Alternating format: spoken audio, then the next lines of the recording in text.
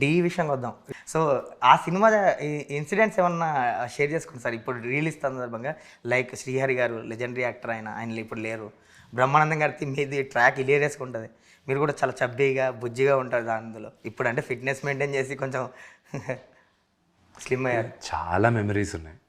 D itself is a memory. Okay. It's a beautiful movie and it's very close to my heart. Sir especially మీ track Brahmanandam గారిది మీ track హిలేరియస్‌గా ఉంటుంది ఆ సినిమాలో. ఇప్పటికి ఎన్నిసార్లు చూసినా బోర్ కొట్టని ట్రాక్ అది. సో, అది చేసినప్పుడు ఆయనతో ఆ సీన్స్ కానీ అవి కానీ ఫుల్‌గా ఎంజాయ్ చేస్తారా మీరు? ఫుల్గా ఎంజాయ్ చేస్తాను. నవ్వుకుంటూ బయటికి వెళ్ళిపోయాను టేక్ మధ్యన. అవునా? ఇట్ వాస్ దట్ గుడ్ అనమాట. ఓకే. ఆయనది ఒక సెటప్ బ్రహ్మానందం గారిది సెటప్ సీన్ ఉంటుంది. సిట్టింగ్ సీన్ కూడా. సో, సీట్ మందేస్తూ ఆయన్ని రెచ్చగొడుతూ వీళ్ళు అవన్నీ ఫుల్‌గా ఎంజాయ్ చేస్తారా? బాగా ఎంజాయ్ చేస్తాను. ఆ సినిమాకి సంబంధించి బెస్ట్ మూమెంట్ ఏంటి సార్? మీరు ఇప్పుడు గుర్తు చేసుకుంటే రిలీజ్ సందర్భంగా one of the best film. చాలా ఉన్నాయండి. It's not just one. మీకు సడన్గా అరే ఒక్కసారిగా అది గుర్తు. Opening day shoot.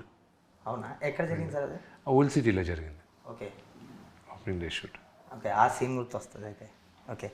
And Srinu Vaitla గారితో మళ్ళీ డి అనుకున్నారు ఏదో అనుకున్నాం. శ్రీను గారు ఎప్పుడు కథ తీసుకొస్తే ఈ రోజు కూడా చేయడానికి రెడీ నేను. సో, ఆయన తరపు నుంచి డిలే అది అంతే. అంటే ప్రీ ప్రొడక్షన్ ఏదో జరుగుతుంది. డిలే అని చెప్పను కానీ ఐ వుడ్ సే దట్ కథ కుదరట్లా. ఓకే. ఆయన కథ తీసుకొచ్చంటే నేను ఇమ్మీడియట్గా చేస్తాను నేను. ఓకే. సో, ఆయన గురించే వెయిటింగ్ అది. మీకు ఇంకేం చేయాలని ఉంది సార్ అలా మీ ఫిలిమ్స్లో ఏదైనా లైక్ సీక్వెల్ చేయాలని? No sequel. డి ఉంది. డి. ఓకే.